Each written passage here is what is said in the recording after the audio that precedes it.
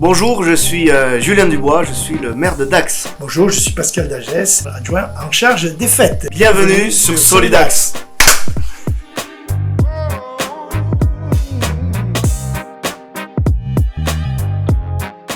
Bonjour à tous, bienvenue pour cette édition spéciale Fête de Dax 2026.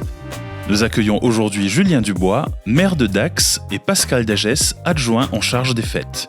Ils vont nous parler des coulisses, nous livrer leur expérience des fêtes et quelques anecdotes inédites. Ce qu'il y a de spécifique dans ces fêtes de Dax, c'est que c'est un travail transversal entre des bénévoles, Pascal le disait, qui font partie de toutes les commissions d'organisation, entre des services de la ville de Dax, de la communauté d'agglomération, qui permettent au niveau logistique de préparer la ville et de l'entretenir tous les jours, et puis nos partenaires, les services de l'État, que ce soit pour la sécurité, police nationale, gendarmerie nationale, police municipale, société de sécurité privée, et puis pour les secours, le SDIS, les sapeurs-pompiers, la Croix-Rouge, le centre hospitalier, le SAMU. Vous voyez, il y a une multitude d'entités, bénévoles, professionnels, qui travaillent toutes dans le même sens pour que ces fêtes soient un succès à tout point de vue. Mais justement, quelle est la part du travail d'organisation qui est totalement invisible pour le public, mais qui est décisive pour que les fêtes tiennent ? Il y a toutes les réunions dont parlait Pascal, qui, à l'insu de tout le monde et non visibles par le grand public, commencent à se réunir bien en amont, presque un an à l'avance. Ce travail souterrain de préparation, que ce soit pour les animations, pour les spectacles dans les arènes ou pour le dispositif de sécurité notamment, qui permet de boucler totalement la ville pour que les gens puissent se déplacer à pied en toute tranquillité, mais aussi dispositif de secours. On met un poste de secours principal au stade pour de pas trop engorger les urgences. On met des postes de secours avancés, il y en a 3 qui sont disséminés en ville. Bref, tout ça nécessite bien évidemment une coordination.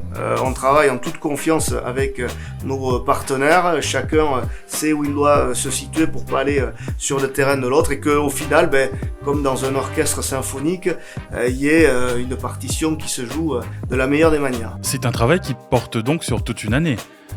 Dès que les fêtes sont finies, après en avoir fait le bilan, vous vous réunissez déjà pour parler de l'édition de l'année suivante. Alors pas le lendemain, on se repose un peu, on se laisse une semaine, 15 jours on va dire, mais 15 jours après on repart. Pascal Dagès, quelle est la différence entre un comité des fêtes et une régie des fêtes ?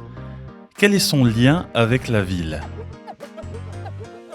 C'est simple, la régie des fêtes, c'est des commissions extra-municipales qui sont nommées par monsieur le maire, sur proposition des adjoints, sur un volontariat de certains. Le comité des fêtes, c'est une association à part qui a son budget propre. Nous, on a la régie des fêtes a son budget propre, mais dépend évidemment du budget principal. Et on essaye d'être en autonomie budgétaire, ce qu'on est arrivé à faire d'ailleurs, grâce aux entrées des arènes et surtout au système de gobelets que l'on a mis en place il y a 3 ans maintenant, ça sera la 4e année.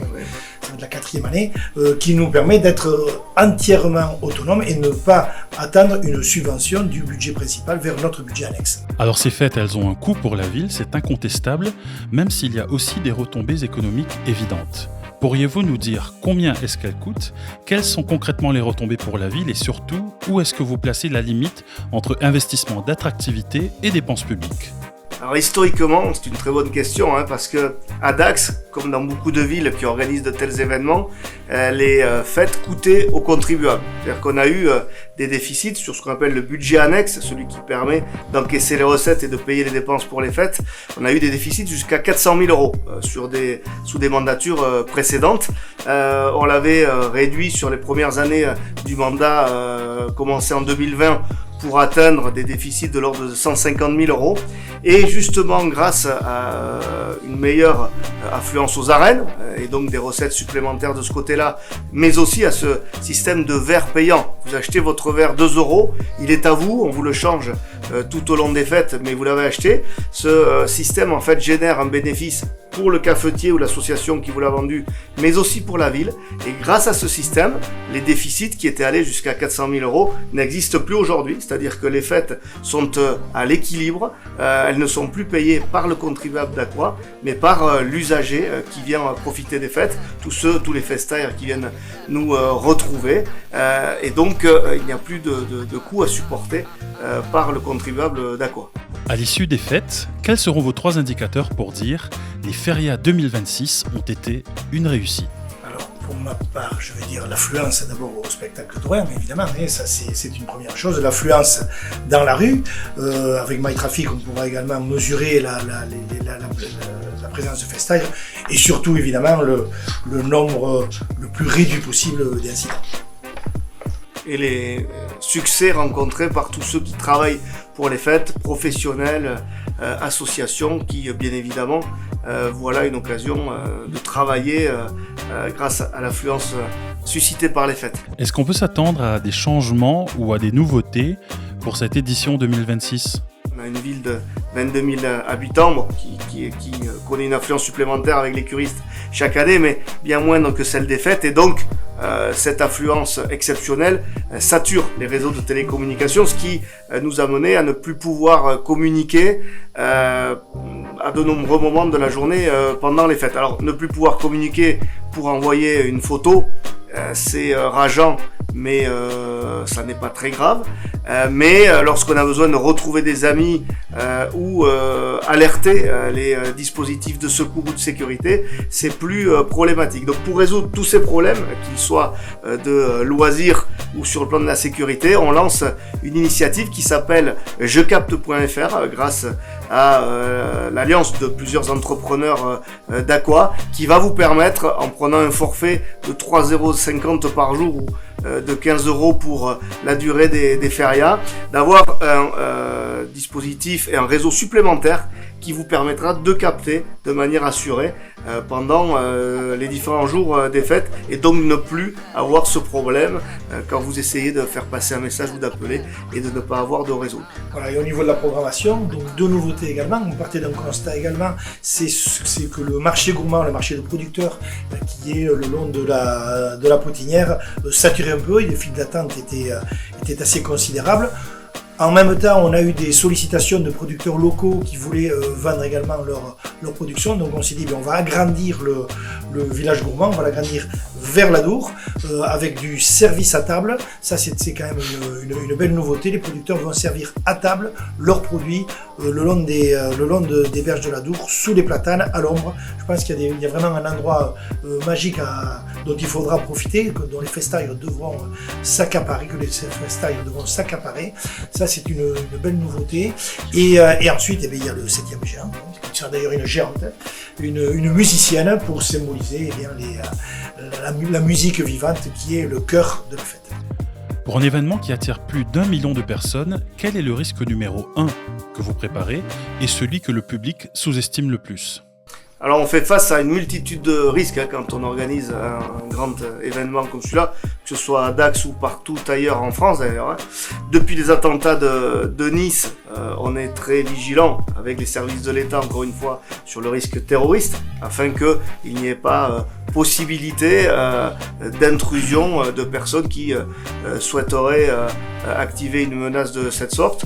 Le risque des violences aux personnes, violences sexistes, sexuelles, qui pourraient être suscitées par ce type d'événement dans lequel il y a beaucoup de monde, une alcoolisation parfois massive chez certains qu'il faut prévenir, voire l'usage de stupéfiants interdits qu'il faut réprimer. Et puis on a depuis quelques années maintenant aussi le risque climatique auquel il faut que nous fassions face, les épisodes de canicule comme on a pu en connaître l'année dernière avec potentiellement l'adaptation du programme ou encore le risque incendie, feu de forêt auquel vous le savez notre département a été sévèrement confronté dans les semaines qui précèdent et donc pour lequel il faut que aussi nous puissions nous organiser en mettant des moyens de prévention efficaces en place. À l'instar d'autres villes, vous avez aussi renoncé au traditionnel feu d'artifice. À quel moment est-ce que vous avez décidé que maintenir ce rendez-vous ne serait plus responsable ? À partir du moment où on a vu que les incendies causaient des véritables drames au nord de notre région, et puis juste à côté, quoi. Quand on a vu la mobilisation des pompiers, qui ont été des héros, ça a été des héros de guerre, il faut le dire, pendant cette période-là, on s'est dit, bon, il faut être responsable, on ne pourra pas remobiliser, puisque de toute façon, il y a une surveillance sur ces anciens brasiers, il y a une surveillance qui mobilise des pompiers, on ne va pas remobiliser d'autres forces pour notre feu d'artifice. C'est dommage, c'est un véritable sacrifice pour nous parce que c'est une très belle manifestation de masse, mais je pense que ça tenait de notre responsabilité. Qui plus est, on était en alerte rouge jusqu'à présent, donc ces deux raisons-là ont fait qu'on a pris la décision. Le cœur de ville sera piéton entre 11h dès la matinée et 4h aux petites heures du matin, avec un axe rouge réservé aux secours et une vidéosurveillance permanente. Qu'y a-t-il de différent dans ce dispositif 2026 ? Il y a le périmètre qui s'agrandit un tout petit peu, parce que dans les nouveautés, il y a l'agrandissement du village gourmand qui nécessite un léger agrandissement du périmètre de sécurité. Un dispositif qui est bien établi, puisque éprouvé depuis de nombreuses années, mais qu'on fait évoluer avec de nouvelles initiatives chaque année. On peut citer le dispositif Demandez Angela, qui permettra à toutes les personnes en partenariat, et il faut le souligner, tout le monde a vraiment été enthousiaste quant à la mise en place de ce système, les bars, les professionnels, les associations dans les bodegas, donc toute personne qui se signalera dans un des établissements en disant demander où est Angela, est-ce qu'Angela est là, sera immédiatement pris en charge et mis en sécurité afin d'éviter un risque donc d'agression sexuelle telle que le ressent la personne qui viendra se signaler. Vous en parliez il y a quelques minutes, il y a eu des épisodes de canicule ces dernières semaines. Quel protocole est-ce que vous avez prévu pour l'eau, l'ombre, les malaises et les éventuels aménagements à amener au programme des fêtes ?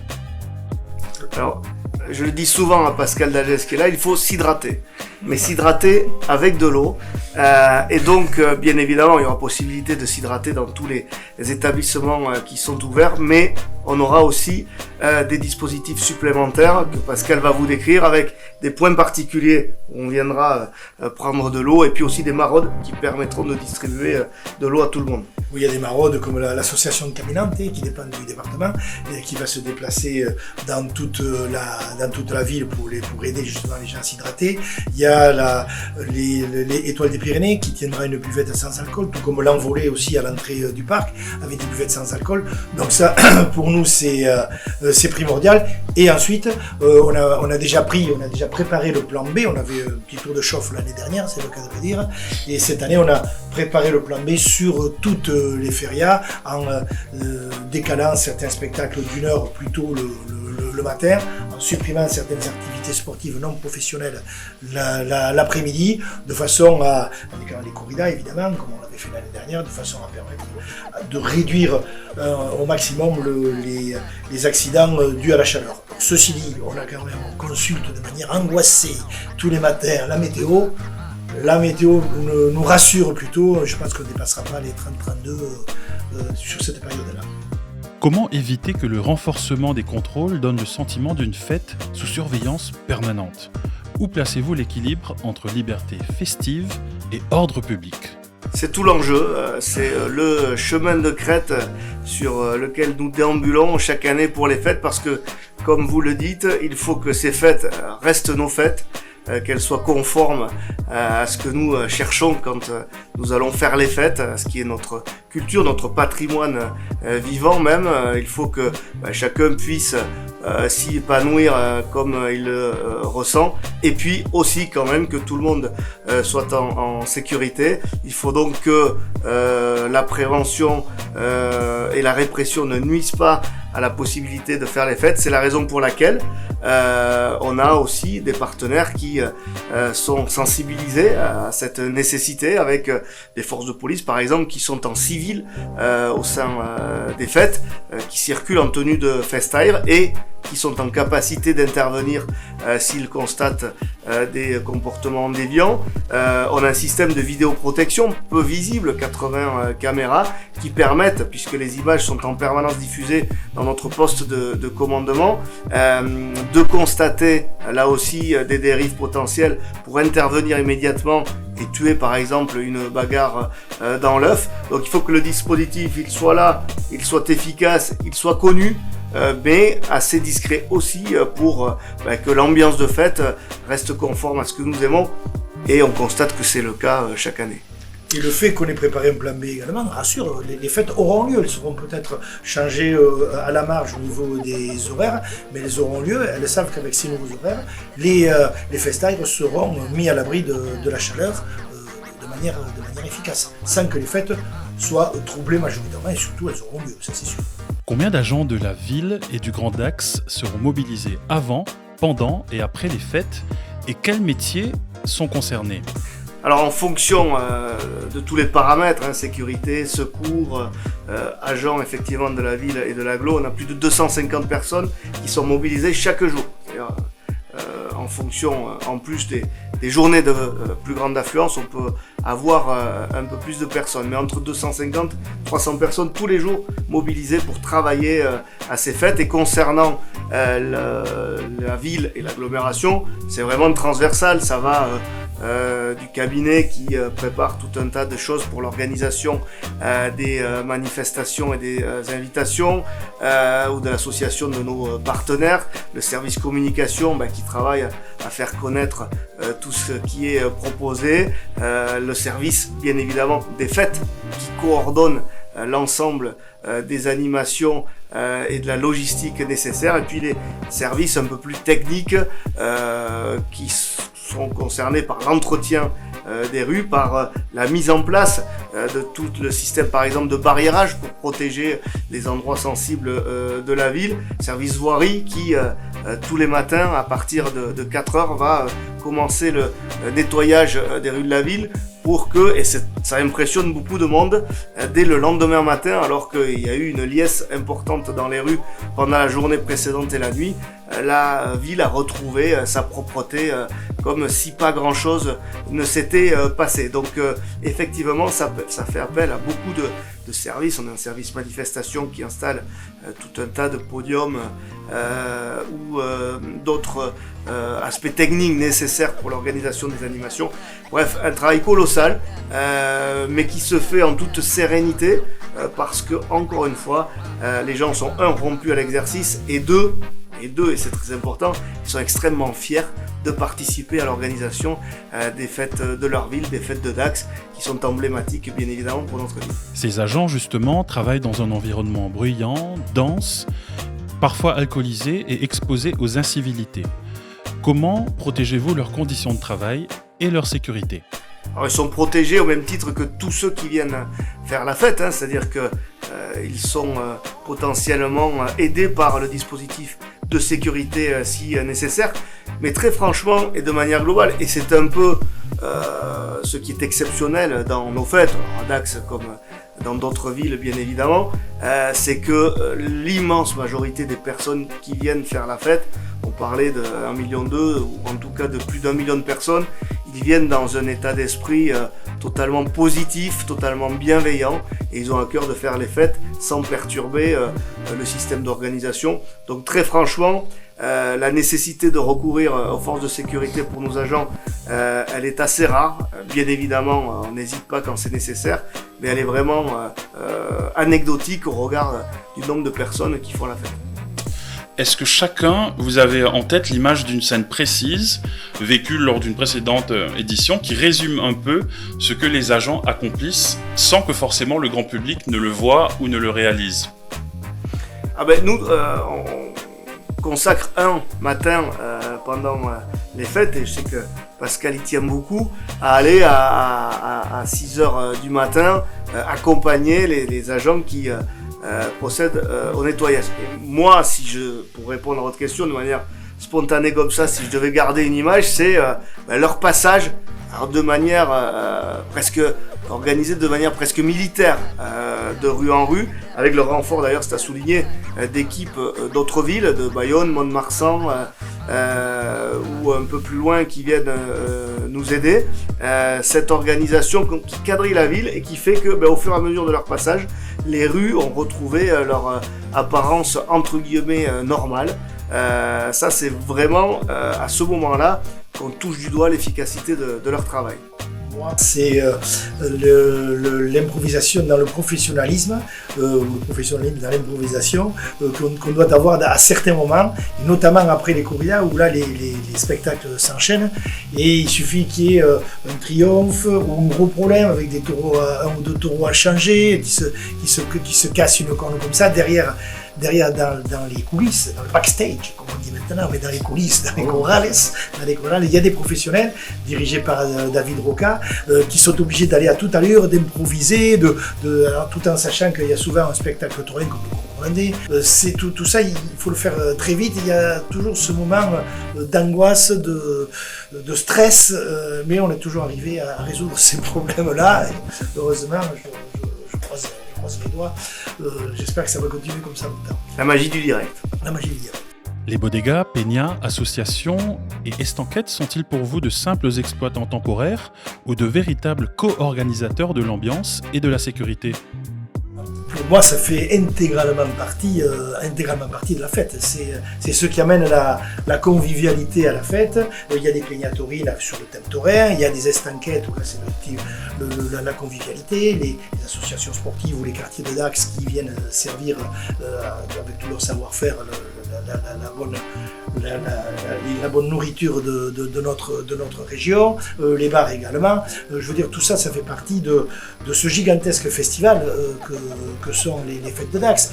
Et le spectacle aux arènes dépend aussi de cette attractivité de Dax à ce moment-là. On l'a vu en 2021 quand on a organisé les fêtes, quand on a organisé que les corridas, il n'y avait pas les fêtes populaires dans la rue. On a eu nettement moins de monde, et c'est tout à fait logique. C'est deux choses totalement complémentaires. La convivialité du centre-ville avec les bars, les bodegas, les associations et les activités dans les arènes. Tout ça, ça fait un seul bloc, les fêtes de Dax. Et pour compléter, ce à quoi on est vraiment très attentif, c'est que justement on n'est pas des gens qui viennent, entre guillemets, profiter de l'affluence des fêtes pendant 5 jours et qu'on ne verrait plus le reste de l'année. Toutes les associations qui exploitent à l'estanquette ou dans leurs locaux pendant les fêtes, tous les professionnels qui proposent de la restauration ou des boissons pendant les fêtes, ils sont là aussi pour faire vivre la ville, que ce soit dans le tissu associatif ou en exploitant nos établissements tout au long de l'année. C'est-à-dire que les fêtes sont un pic d'affluence important pour notre ville et on tient à ce que les gens qui travaillent pour les fêtes soient aussi là pour faire vivre la ville tout au long de l'année, et c'est le cas de l'ensemble des personnes qui sont autorisées à exploiter pour les fêtes. Julien Dubois, ce sont vos premières fêtes depuis votre réélection et l'ouverture de cette nouvelle mandature. Ressentez-vous un sentiment nouveau ou l'euphorie revient-elle intacte à chaque édition ? Ah oui, je vous confirme que l'euphorie revient intacte. Je ne vous cache pas que la première fois qu'on a l'immense honneur d'ouvrir les fêtes de Dax sur le parvis de la mairie, c'est une émotion bien particulière, mais chaque année, quand les différentes étapes des fêtes reviennent, c'est effectivement, et c'est le bon mot, la même euphorie qui revient, la même envie de transmettre cette culture, de faire vivre ces fêtes au plus grand nombre de personnes. Donc il n'y a pas d'usure de ce côté-là. Vous faites les fêtes comme un élu, avec les déplacements, les cérémonies, les visites, les réunions, les coups de téléphone et les imprévus. À quoi ressemble une journée complète de Julien Dubois pendant la feria ? En gros, la journée officiellement commence, soit très tôt, je le disais, 6h30, lorsque on va rencontrer les personnes qui ont nettoyé la ville, mais autrement de manière plus rituelle, c'est 8h30, 9h, on a ce qu'on appelle un rétex, une réunion où on fait, au cours de laquelle on fait le point avec Madame la sous-préfète ou Monsieur le préfet, le commissaire de police, le procureur de la République, le colonel de gendarmerie, tous les représentants des différentes instances de sécurité et de secours. On fait le point sur ce qui s'est passé la veille, dans la journée, dans la nuit. Et éventuellement, on détermine des adaptations nécessaires au dispositif. du coup, on est reparti pour une nouvelle journée où on remet en place l'ensemble des dispositifs de sécurité et de secours. Et ensuite, on enchaîne le programme de festivités, de rencontres, de spectacles aux arènes ou dans la ville, parce que l'objectif, et c'est quand même ce qui est plaisant, c'est aussi de vivre ces fêtes avec l'ensemble des Dacoises, des Dacois, mais aussi de tous ceux qui viennent nous retrouver de la France entière et même d'au-delà. Donc on ne fait l'impasse sur aucune invitation, aucune rencontre impromptue, parce qu'il y a aussi quand même des moments qui restent hors du calendrier, même si il est très rempli et que parfois de quart d'heure en quart d'heure on a des échéances, mais bien évidemment c'est un bonheur que de pouvoir rencontrer un maximum de personnes. Et comme vous le disiez, on a toujours quand même le téléphone chargé à proximité pour pouvoir intervenir et résoudre les problèmes imprévus qui se présentent, et il y en a tous les jours. Et en complément, parce que j'ai oublié de le préciser, mais puisqu'on parle un petit peu de l'envers du décor, il y a un lieu névralgique pour l'organisation des fêtes, c'est celui qu'on appelle le poste de commandement des fêtes, un lieu au sein duquel sont déportées toutes les images des 80 caméras de vidéoprotection qui sont positionnées dans la ville, un endroit au sein duquel sont représentées toutes les forces de secours, toutes les forces de sécurité, et à partir duquel on coordonne toutes les actions, qu'elles soient en termes de maintien de sécurité ou s'il faut porter secours à des personnes. Donc on a là un endroit où on passe aussi beaucoup de temps au sein duquel, donc en coordination avec monsieur le préfet, puisque cet endroit est coprésidé par les deux instances, maire et préfet. C'est de là que partent toutes les opérations et les actions de sécurité et de secours, donc un lieu qui nous mobilise pas mal aussi pendant les fêtes. Y a-t-il un moment où vous réussissez encore à être simplement un Dacois qui profite des fêtes ? Alors ils sont plus rares que précédemment, mais il y a toujours un moment où, en déambulant d'un endroit à un autre, rencontrant des amis ou des gens, parce que c'est la magie des fêtes aussi, qu'on retrouve et qu'on n'avait pas vu depuis quelques années, on passe un peu plus de temps que prévu sur un des endroits, ce qui génère quelques décalages dans le calendrier, mais qui nous permet aussi de manière plus impromptue de profiter comme tout le monde des fêtes. Ces moments-là sont plus rares bien évidemment que quand on n'était pas organisateur, mais ils sont quand même bien présents. Oui, pour ma part, c'est pareil, ces rencontres impromptues pour moi font intégralement partie de la fête. On est acteur de la fête, et quand on est festaire, on est acteur de la fête. C'est le festaire aussi qui fait la fête, et là on se sent festaire justement parce qu'on rencontre des amis avec lesquels on va boire un verre, on retarde un peu sur le protocole, et puis comme je l'ai dit aussi, là, après le dernier spectacle, où là je me permets de me promener un peu en ville de manière plus décontractée. Est-ce que chacun d'entre vous pourrait nous partager un souvenir d'imprévu que vous ne risquez pas d'oublier de sitôt ? C'était d'ancien mandat où j'étais président de la Régie des Fêtes déjà. C'était dans les années 2006 ou 2007, c'était le pire de ma vie. On avait pour la journée landaise une exposition de bovins, et il y a un des bovins qui s'est échappé dans les rues. Ça a été terrible, il a traversé le parc au milieu de tous les bénévoles, de tous les passants qui étaient là. Il a traversé la place Thiers. J'ai couru le seul NTO de bœuf qu'il y a eu sur Dax. On était 2 ou 3 bénévoles à courir autour de ce bœuf qui faisait pratiquement une tonne. Et on a réussi, sans incident, tout en téléphonant au départ de la Feria Escapade pour retarder le départ de la Feria Escapade, donc avec des milliers de participants, on a réussi à le mettre dans l'impasse, tu sais, là où il y a le parking des Perches, là, et un vétérinaire est venu ensuite des pompiers, il est venu avec le fusil l'endormir pour pouvoir le déménager. Ça a été le pire, mais celui qui m'a provoqué évidemment le plus d'adrénaline. Et on a évité, il est parti du bon côté, le bœuf, heureusement, il serait parti côté stade, côté Feria Escapade, ça aurait pu être une catastrophe. Et il est parti du bon côté, vers la Dour. Donc ça s'est bien fini pour lui, et pour nous aussi. Je précise que cet épisode est assez ancien. C'est ça, 2006 ou 2007. Cette année, sans le feu d'artifice final, quel sera pour vous le vrai symbole de la clôture et le moment où vous pourrez enfin relâcher la pression ?